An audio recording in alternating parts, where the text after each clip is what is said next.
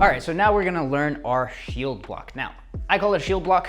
Sometimes you'll also hear me refer to it as a punch-up block. Other names are high wing block, outside payong, or a point down outside block, all right? There's like 10 names for this.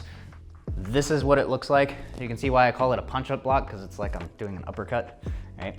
The tip of my stick is going to be pointed downwards towards the outside. I need to make sure that my hand goes across so I can see through this window here. I can do it here as well. It really depends on which version of this I'm doing, and we'll get to that in just a second. But we want to make sure that we're punching up, our elbow is in, and the tip is slightly downwards. I don't want it slightly upwards. If I do, it's going to slide right down into my hand. So John here is going to throw an angle 2, something in between an angle 2 and an angle 8, nice and slow. First one, I'm going to move backwards out of range, and he's going to go ahead and follow through with that. Boom.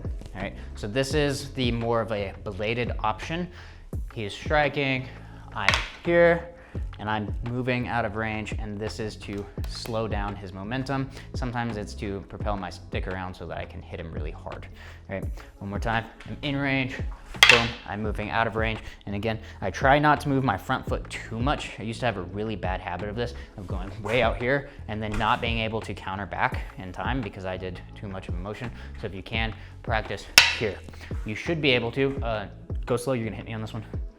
Boom, all right, so I'm in a distance where he should be able to hit me, reach out, boom. Now I want you to reach out all the way on this next one, boom, all right? So that's gonna be, and if you have a partner that you can do this slow with, that's gonna be the maximum range for him. So if he decided to reach all the way out, I would have to do 2 steps, right? If he decided just to do a swing without that giant body reach, then I can just do 1 step. So you also wanna be aware of that. Most people are just gonna do a single step in and go here without a giant body reach because they can have a stronger strike. So most of the time you'll be able to get out of the way with just 1 step back. And now I have my secondary just in case he decided to take that giant here, and I'm in. Again, I don't wanna have my point up because if he hits that down, slides right down, cracks me right in my knuckles, I don't have a bell guard. This is a stick, so my hand will hurt, and I don't want that. All right, so that is the long range version of this. A closer range version of this, now this is gonna be, it's not really one that I would crash in on, and if I'm crashing in on it, it's gotta be after they did a 1. So let's start off close, right? So if I'm already here and he's throwing a 2, what I'm gonna do is I'm gonna put this up. John is really tall and he's leading with his puño, so I'm gonna block on his hand right under his puño. If he really wanted to hit me here, and now because I'm short, I can be in closer and I can hit him with the tip of my stick easier than he can at this range, right? But if he pulled it in because he wanted to hit here, then I would block here. Now I'm using a secondary hand, right? Whether I go underneath, sometimes I get stabbed by the puño and it's kind of uncomfortable, but it's better than getting hit in the head. Sometimes I'll go on the hand, but I'm doing this gunting, this scissoring motion as I'm blocking here, and I'm pressing it off to the outside. If I can get control, awesome. And again, this works better, excuse me just a little bit. If I'm already in this position, maybe I've already passed his weapon down and he wants to come back with that backhand strike, and then I'm coming up. Go ahead and actually like you're about to tip, right? So I can be in here and then keep in close, right? That's when I would be using both hands. Another way that I would crash in is and the only time I'm gonna crash in is if he just threw a forehand strike before he throws the backhand strike. So whether you throw a 1 or a 2, it doesn't matter. I'm out of range and I'm coming in already, right? So before that strike comes, one more time. If I wait, go 1 and then 2. If I wait until the strike's already coming and I try to come in, it's too late. It's not gonna work.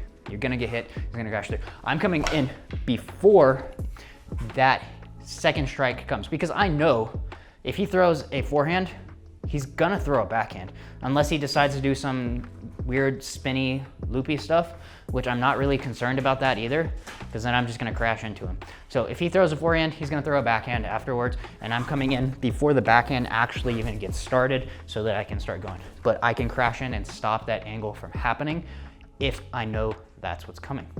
So that's another option. And then the last time, or the last way that I'd use this is on my exits, which is kind of like the long range one, but most of the time I'm running towards their back. So we're gonna be here.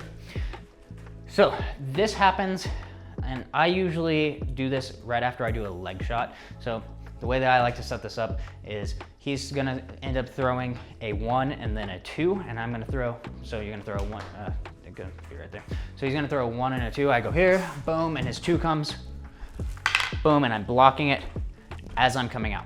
Because he just threw a 1, and anytime you ever exit on somebody's backside and their weapon is on this side, they're always gonna come with a backswing of some sort to try to hit me on my way out. So whether it's a 2, whether it's a 4, doesn't matter. He's gonna try to do that, and I know that he's gonna try to do that, so I'm just gonna hold this here as I run out. So he's gonna do a 1 and a 2 again, boom, boom. And I'm just running out with my shield up. Maybe he hits me. If it's a stick, I'm not as concerned. I want to eat a lot of that momentum. I did a competition once where I hit a lot of people in the leg, and I hadn't quite learned to do this right afterwards, and my entire shoulder was just bruised up from just eating stick shots. So now I do this, and even if I eat the shot, boom, it's not as bad as eating it with no sort of block. So that's the last way that I do it. So either a long range, a close range crashing in, or on my exit as I'm moving out.